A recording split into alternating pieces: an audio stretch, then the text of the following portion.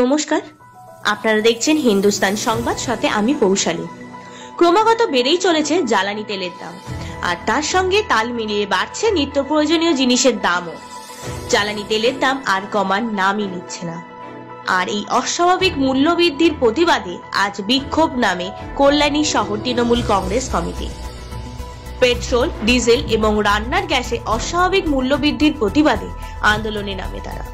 বুধবার দুপুরে এই মর্মে কল্যাণী শহর কমিটি পক্ষ থেকে সেন্ট্রাল পার্ক এলাকায় ইন্ডিয়ান গ্যাস অফিসের সামনে বিক্ষোভ অবস্থান করে। আন্দোলনে নামেন কর্মীরা। তাদের পক্ষ থেকে অভিযোগ করা হয় যে কেন্দ্রের বিজেপি সরকার আসার পর থেকেই প্রতিদিন পেট্রোল, ডিজেল এবং রান্নার গ্যাসের দাম বেড়েই চলেছে। এরই প্রতিবাদে কল্যাণী শহর কমিটির সকল নেতৃত্ব এবং কর্মীরা আজ এই আন্দোলন সংগঠিত করা হয়েছে। আজকের এই কর্মসূচি আপনারা কি নিয়েছেন? কেন্দ্রীয় সরকারের যে জনবিরোধী সিদ্ধান্তগুলো নিচ্ছে, এই যে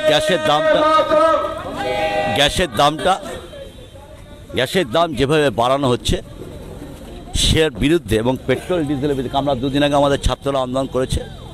তো সেই জন্য আজকে আমরা যেমন কল্যাণী এখানে ইন্ডিয়ান গ্যাসের সামনে শহর তৃণমূল কংগ্রেস করছে, এক নম্বর মার্কেটে ওখানে আমাদের আরেকটা গ্যাসের দোকান আছে, ওখানে একটা গ্যাসের গোডাউন আছে, সেখানেও আন্দোলন চলছে।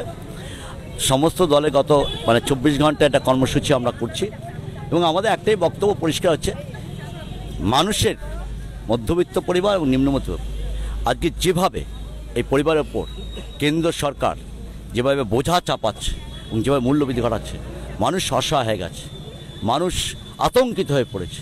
সেই জায়গা দাঁড়িয়ে তৃণমূল কংগ্রেস রাস্তা নেমেছে এবং আমরা একটাই কথা বলি যে 2014 সালে ভারতবর্ষের বর্তমান কেন্দ্রে যে সরকার রয়েছে, সেই সরকার যে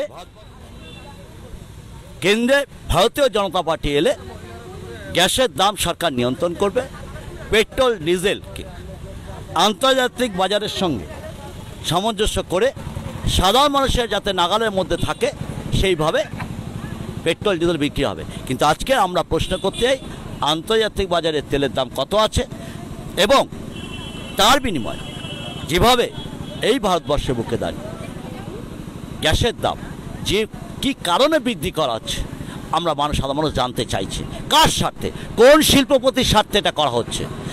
সাধারণ মানুষের বেঁচে থাকার লড়াই, এবং এই বেঁচে থাকার লড়াই তৃণমূল কংগ্রেস আন্দোলন নেমেছে।